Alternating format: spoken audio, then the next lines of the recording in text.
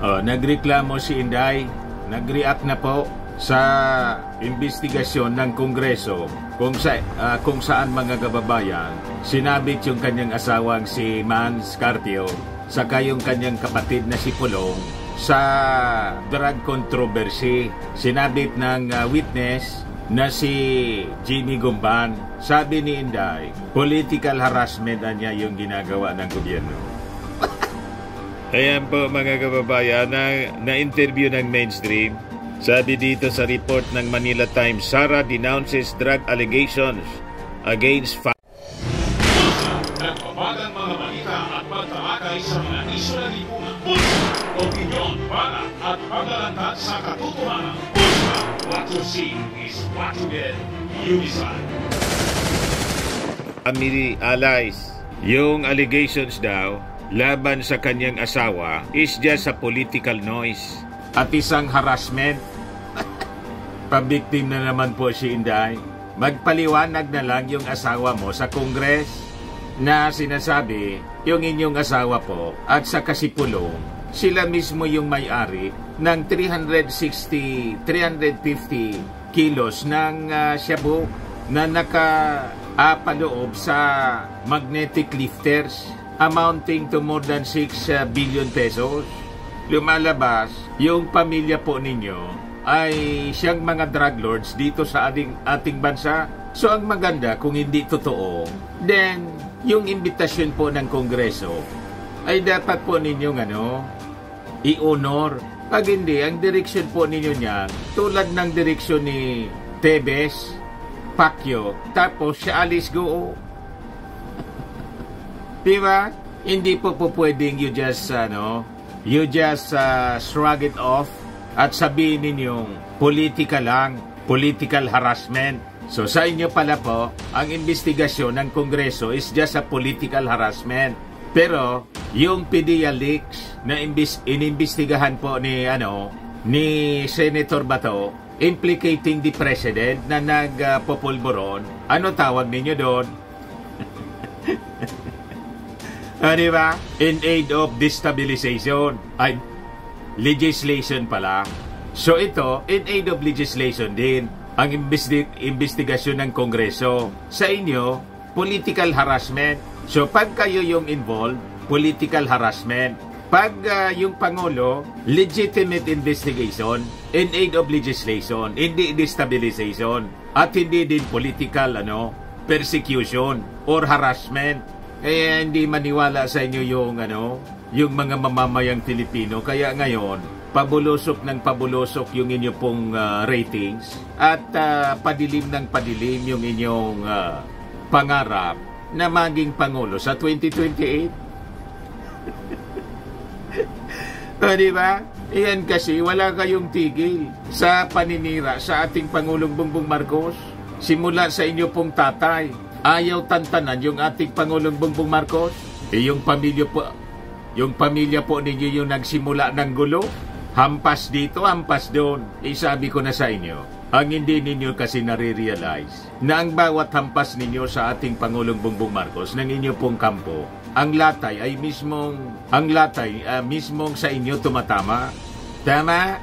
O ngayon, sabi dito sa balita, sasabayan ni Bato yung investigasyon ng Congress. Magsasagawa daw din po ng sariling investigasyon siya doon sa Senado. Ayan po. Bato to conduct own drug smuggling probe. Ito ang talagang ginagamit sa politika. Pero yung sa Congress po, yun ang legit. Makikita ninyo po yung investigasyon ng Kongreso, hindi yun in aid of destabilization. Talagang in aid of legislation po. Para sa ostisya, mga kababayan. Kasi sabi nga po ni yung star witness na si Jimmy Gumban, 6 years na siya na languishing in jail dahil lang sa paghuli niya, mga kababayan, sa droga. Kasi sabi po ni Gumban, ang sabit pala, ang may-ari pala noon, si Man Scarpio at saka si Pulong. Pati yung economic advisor po ni Digong na si Michael Yang. Yun ang sabi po ni Jimmy Gumban. Kaya nakakapanindig balahibo kasi lumalabas ang mismong sindikato, yung taga-palasyo. Ngayon, sabi ni Inday, political harassment lang daw. Yan po, balita dito sa Manila Times. Vice President Sara Duterte urged the public over the weekend not to lose sight. Sa inyo yung full story ng balitang yan, click subscribe muna dito sa ating YouTube channel and hit the notification bell para lagi po kayong updated sa mga kaganapan dito sa ating bansa. Like and share na rin po ninyo ang ating video. At huwag na rin po ninyo na skip yung ating mga commercial ads para tuloy-tuloy lang ang pag-unlad ng Bagong Pilipinas. Sa mga nagana po ng malinis and spacious fitness gym, pumunta lang po kayo sa aming Colossal Fitness Gym. We also offer Grab Car Rental with our brand new 2023 model ng Toyota Innova. We also accept booking for those who are planning to travel via PAL, Cebu Pacific, and other airline companies, local and international, and bills payment for Meralco Bills, Aleco Bills, PLDT, etc. Ang Colossal Fitness Gym is located at 3rd floor Security Bank Building, Lanco Business Park, Legazpi City, Albay. For inquiries, look for Gilon Maravillas, contact number 0966-802-0949. Yan po yung aming Innova. Lagi na pong matao sa amin.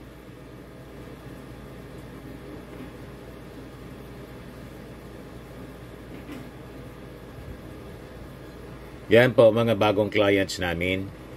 Napakaganda at colorful at napakalinis ng aming gym po. Pati mga foreigners po pumupunta sa amin, mga British tourist po sila dito sa Legazpi. Na-set up na rin po yung aming mga brand new gym equipment.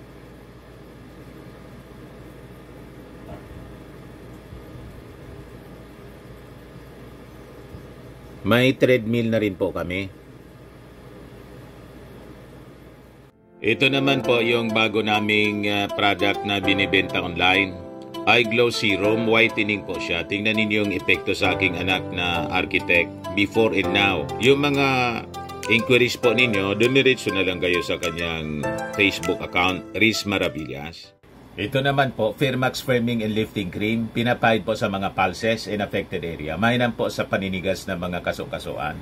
Ito naman po, Automax Radiant Serum. Sa mukha naman yung application, anti-aging po siya. You will look 10 years younger than your age. Sa mga cancer patients naman po, baka lang gusto ninyo itong itry. Naing siya red mixed fruit drink.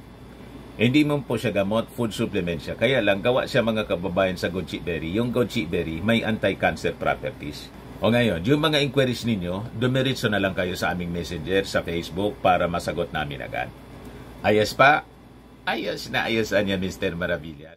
Of the problems of the country amid the political noise surrounding allegations that her husband, Manasseh Carpio, was involved in drug smuggling in 2018. Carpio, Davao City 1st District Representative Pulong Duterte, and former President Rodrigo Duterte's economic advisor Michael Yang were tagged in the smuggling of shabu, amounting to 11 billion pesos by former Customs Intelligence Officer Jimmy Guban during a hearing of the House Quad Committee noong Friday po. Yung Quad Committee comprises the House Committees of Dangerous Drugs, Public Order and Safety, Human Rights, and Public Accounts. O yan po si designated survivor na ang sabi niya, political harassment lang niya yung ginagawa sa kanila, pabiktim na naman po. So, pag sila, yung kampo nila, ang nagsasagawa ng investigasyon tulad ni Bato, yung PDEA leaks investigation sa Senado, walang harassment doon. Legit. Pag buniltan sila, harassment na. Yan ang tawag nila, political noise, harassment. Sa kanila, yung destabilization nilang ginagawa sa ating gobyerno, walang politika doon. Legit sa kanila yun. Yan ang mahirap dito sa mga taong ito. Ang gusto nila, sila lang yung bumanat ng mga bumanat at wala lang gagawin na countermeasures yung ating gobyerno. May theory mga kababayan tayo na tinatawag na cause and effect theory. Tama? Bakit ba sila nasadlak sa ganitong problema? Sabi nga natin many times, lahat ito dahil sa kanilang mga gawain. Dahil po sa pagnanasa nilang to make over agad-agad sa Palasyo Malacanang, hindi makapaghintay. Gusto agad na maging presidente. Yung sabi po ni lantadan yung sinasabi po ni Attorney Harry Roque na mag-resign na yung ating Pangulo o kung hindi, magparehab muna. So sa kanila, walang problema na mag-akusa na yung ating Pangulo bangag. I-negative man po yung ating Pangulo sa cocaine. Twice na po na nagpa-drug test. Pero naniwala sila sa kanilang kasinungalingan, nagalabas ng fake video na nagsisinghot yung ating Pangulo para lidlangin yung ating mga mamamayang Pilipino na yung ating Pangulong Bongbong Marcos ay bangag. Dahil bangag, kailangang palitan na ni Inday as acting president, magparehab yung ating Pangulo. Ganon ang kanilang script ng propaganda. O ngayon, may biglang nagtestigo si Jimmy Guban. Tinuturo ngayon yung asawa ni Inday, saka yung kapatid niyang si Pulo, na siyang may-ari ng 350 kilos na shabu worth 6 billion plus. Yanig sila ngayon, biglang pa-interview si Inday at yung depensa napakababaw, political harassment niya. Yeah, boy. I have told my husband that any issues that he is involved in, he will be the one answering. While any issues that I am involved in, I will answer so that there will be a clear line on our statements. O di ayos, tinapatawag yung asawa po ninyo sa Kasipulong sa Kongreso para ma-examine, ma-cross-examine ng mga magagaling na congressmen. Hindi tulad ni Bato na yung witness mga kababayan, imbis madiin yung ating Pangulo, lumabas yung totoo. Ang nadiin po yung witness, si Morales. Fake nga mga kababayan yung document. Hindi na yung pinagpatuloy ni Bato yung investigasyon, tapos ngayon magsasabi si Bato, mag-iimbestiga din daw siya, magpi-privilege speech yata sa next week. O di mag-privilege speech ka, tingnan natin kung ano gagawin ng leadership ng Senado kung papagamit sa politika ninyo. Di ba? Mamaya mga kababayan, ibigay ko sa inyo yung sinasabi ni Bato de la Rosa. Sabi dito, however, Duterte believes that the appearance of Guban could be a form of political harassment in an attack against her, as it was time after she left the Marcos cabinet as Education Secretary and became more vocal on what the government should do to reduce poverty. Lagi na lang po yung reduce poverty. Anong contribution ninyo sa pag-reduce ng poverty? Wala man nga kayong binibigay sa mga mahihirap. Yung ating Pangulong Bongbong Marcos, saka si Martin Romualdez, ikot ng ikot sa mga provinces po para magbigay ng serbisyo. Yung bagong Pilipinas Servisyo Fair. So sigang daldal ninyo po, Inday. Pero wala man kayong naitulong. Sige lang ang sweldo ninyo. Kaya nga yung sweldo ninyo at saka yung budget ninyo sa Office of the Vice President na dumoble, 2 billion plus. Dapat busisiin yun. Di ba? Kasi sabi nga natin mga kababayan, si Leni Robredo, 700 million lang. Tapos kayo, iniiling ninyo, 2 billion. Anong gagawin niyo doon? Hindi pa nga ninyo na ipaliwanag yung 125 million na ginastos ninyo in 11 days na confidential funds. Tapos ngayon, hihingi kayo, sobra kadoble, 2 billion pesos na budget ng Office of the Vice President. Iwala man kayong naitulong sa ating bansa. Ngayon, nanggugulo pa kayo ang buong pamilya ninyo at mga nausog. Di ba? Yung tatay ninyo, nag-promise noon ng 7 pesos per kilo, kung yun ang issue ninyo, yung bigas palagi. 6 years po yung lumipas, hindi man yan nagawa. Ngayon at least may 29 pesos na per kilo na binibenta po yung ating gobyerno. Di ba? She implored the public to focus on poverty and increasing food prices and not be drawn to the political noise daw, sabi ni Inday. The real problem right now is poverty and the problems of people getting expensive food, which is the basic need of our country. I hope they should not be dragged into the political noise, but we should focus on the real problems of the country, sabi po ni Inday. O, ito Inday, ang katibayan na nagbawas na yung mga mahihirap sa Pilipinas. O, mula sa 12.1% noong 2018. O, tingnan ninyo ngayon. 2021, tumaas pa siya. 13.2%. Full year poverty incidence among families. O ngayon, ng 2023, naging 10.9%. So, ang ibig sabihin, 2.99% yung binawas sa mga mahihirap na pamilya dito sa Pilipinas. That is among families. Ito naman, full year poverty incidence among population. O, tingnan ninyo, 16.7% noong 2018. Naging 18.1% noong 2021. Bumagsak siya mga kababayan to 15.5% noong 2023. You see? So in millions, in a percentage siya. In millions naman, 17.67% 2018 to 19.90. Paano nito ni Digong?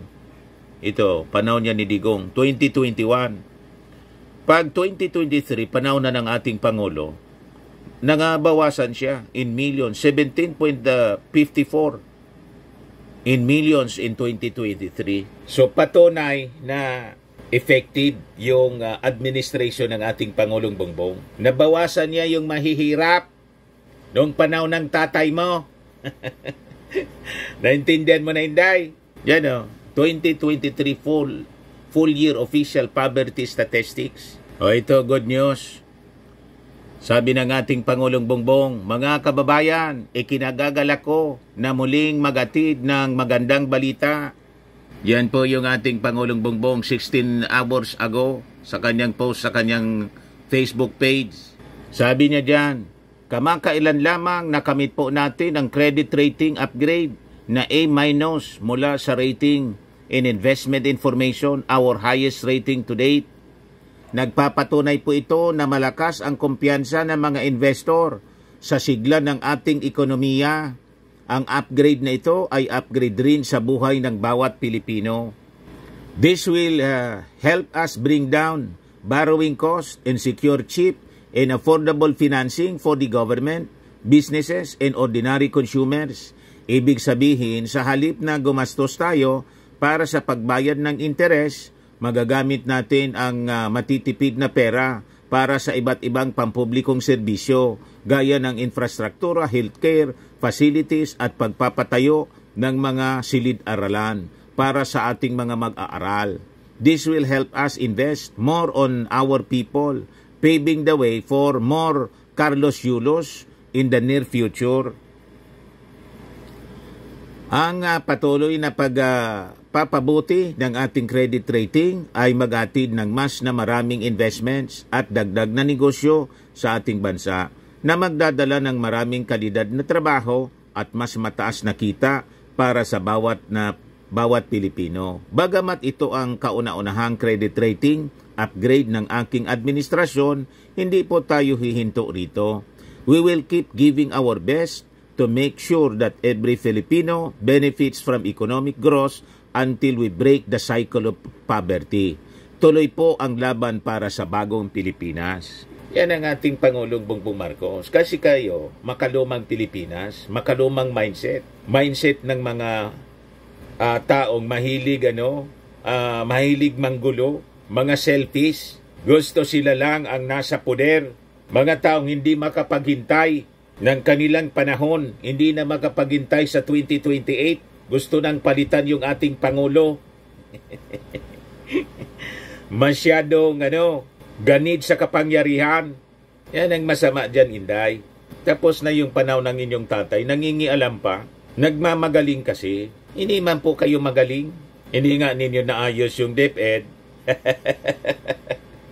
Di ba? O ngayon, balikan natin yung kwento. So sabi dito, at the same time, the NPC, yung National Press Club, accepted the offer of Environment Undersecretary and National Irrigation Authority Administrator Benny Antiporda to take a leave of absence as the organization's vice president to address the allegations raised against him by Guban. Sinabit po itong si Benny Antiporda. Guban, during the joint public hearing of the House Quad Committee, said Antiporda was the one who facilitated the release of the shipment containing the shabu from the Manila International Container Port. The NPC, as one of the oldest media organization in the country, joins the quest for truth and calls for a resolution based on facts and without bias. Meanwhile, Quad Committee Overall Chairman and House Dangerous Drugs Panel Head, Congressman Robert H. Barbers, stressed that while they were surprised at the allegations Guban made during the hearing, they would still weigh the credibility of his testimony. So sabi po niya, very fair po si yung mga congressmen natin. Kaya sila po nagulat. Hindi pa man niya ito gospel truth na sinasabi ni Guban. Kailangan niya na isailalim natin sa scrutiny, i-evaluate natin. Kaya importante, yung mga minention niya, mga kababayan na mga pangalan, maimbita po sila. So, kailangan magpaliwanag si Carpio, yung asawa ni Inday. Pumunta siya sa Senate, sa Congress hearing para ma-cross-examine. Pati si Pulong, hindi pwedeng sasabihin ninyo, politika lang. Yan ang problema sa inyo eh. Kaya nga si Digo, dapat sa kanya, voluntary, isubmit niya yung kanyang sarili sa ICC para ma-defend niya yung kanyang sarili.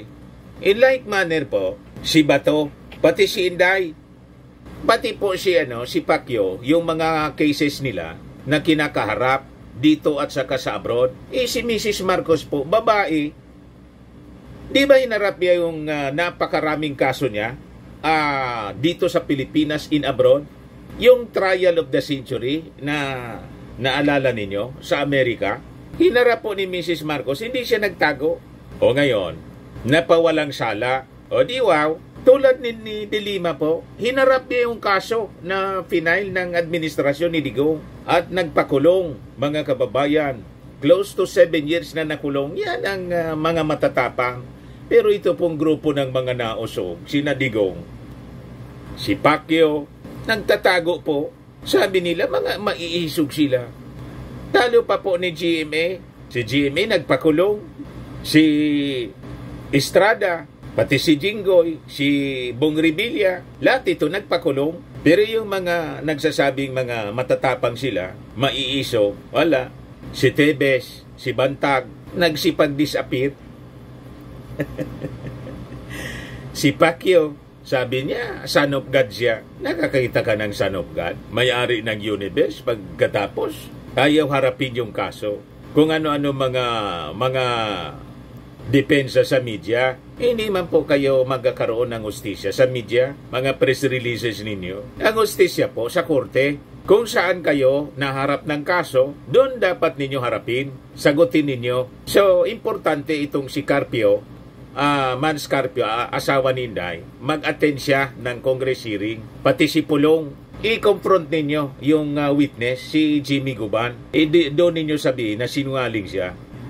So the panel was specifically formed to investigate the link between Philippine offshore gaming operations or POGOs, the sale of land by Chinese, the discovery of drugs in warehouses in Pampanga. Kasi koronektado po sila in the extrajudicial killings that happened during the previous administration.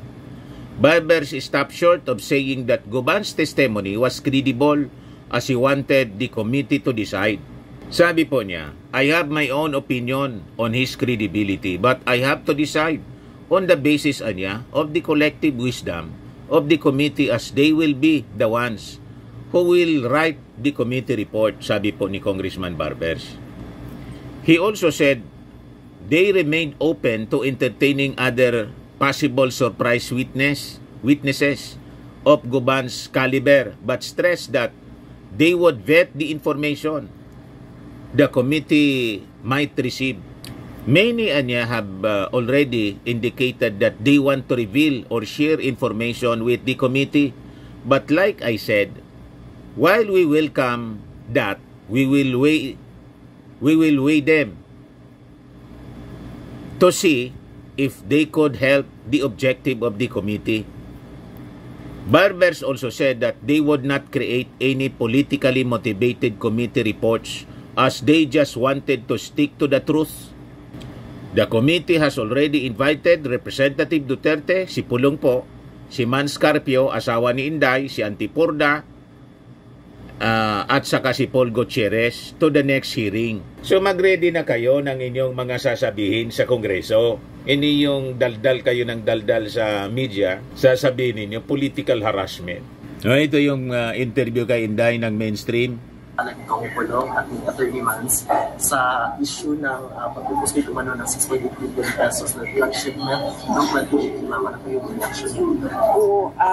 Manila Times po siya. Unfortunately, I cannot speak for Congressman Pulong Duterte. I understand meron siyang mga statements na nilalabas para sa pagsagot ng issue na ito.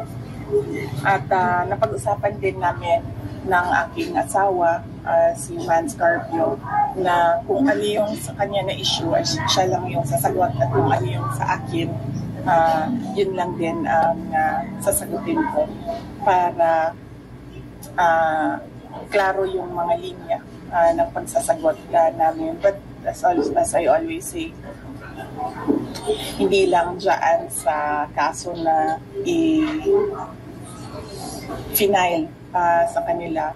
Lahat ito ay political harassment, political attacks. Nakikita niyo naman, lumabas siya nung umalis ako sa DepEd, lumabas siya nung nagsasalita na ako kung anong dapat ginagawa natin para sa ating bayan. Pero sana ay hindi makalimutan ng taong bayan na ang tunay na problema natin ay kahirapan.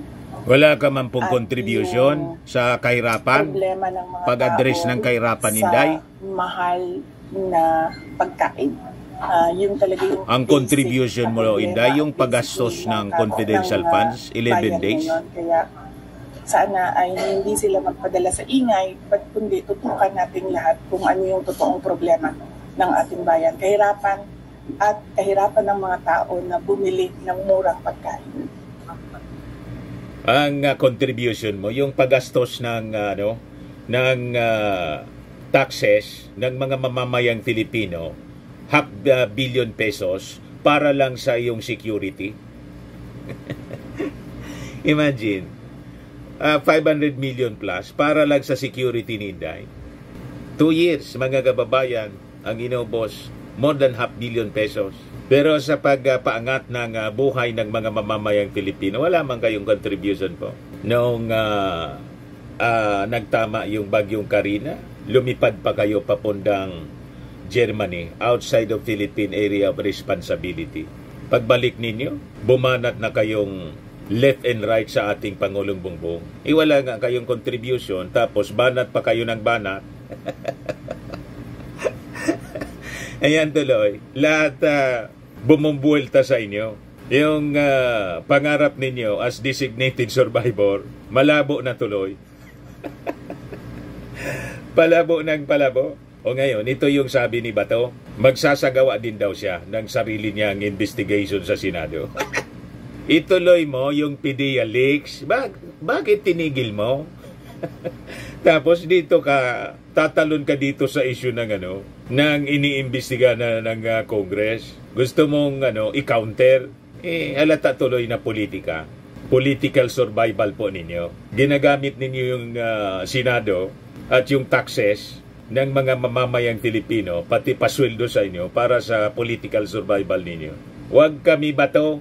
Yan ang sabi niya. Bato to conduct on drug smuggling probe. Wala, sirang-sira na itong si Bato. Malamang matalo na to. Hindi na to iboboto ng ating mga mamamayang Filipino. Based sa pinakang latest survey, RPMD, number 16 na lang po si Bato. Hindi na makapasok sa Magic 12. Number 16. So sabi dito sa Philippine Star, Coming to the defense of the family, Duterte family, Senator Bato de la Rosa is planning to launch an investigation parallel to the one by a House panel wherein former Bureau of Customs Security Officer linked Davao City Representative Pulong Duterte and Vice President Sara Duterte's husband Manasseh Carpio to the smuggling of illegal drugs.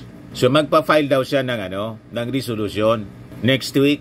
Sabi niya, if I don't get blocked, if my resolution does not get hijacked, I will file a resolution next week to investigate what a convicted customs officer is saying. So may pauna na siyang salita na baka harangin ang kanyang mga kasama.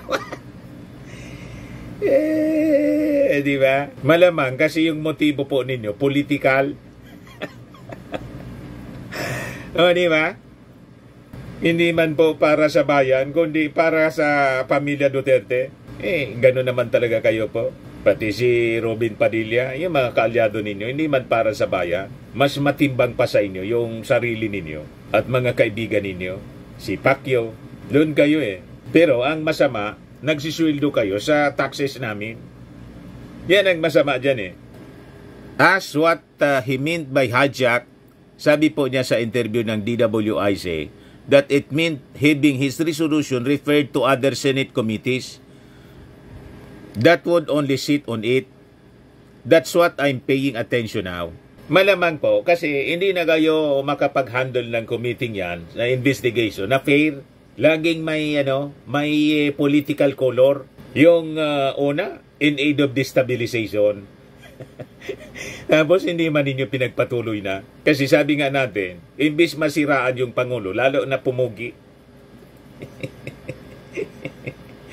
Kaya inaway siya ni Marlica kasi hindi sumang-ayon sa script. Binakbaka ni Marlica po. Ayun, nagalit si Bato. Nagawa yung dalawa.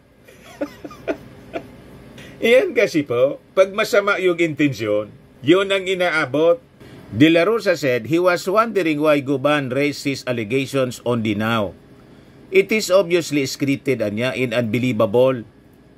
De la Rosa said, referring to Guban's house testimony, he is convicted criminal involved in drug trafficking.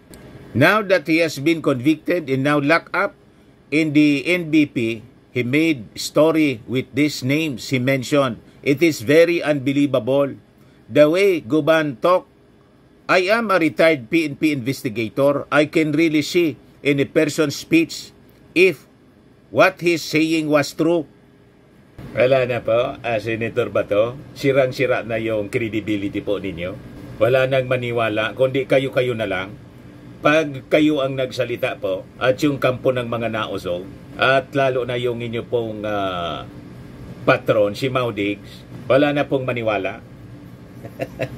Kayo, naniniwala kayo. Pero yung mga mamamayang Pilipino, wala basang-basa na po yung papel ninyo.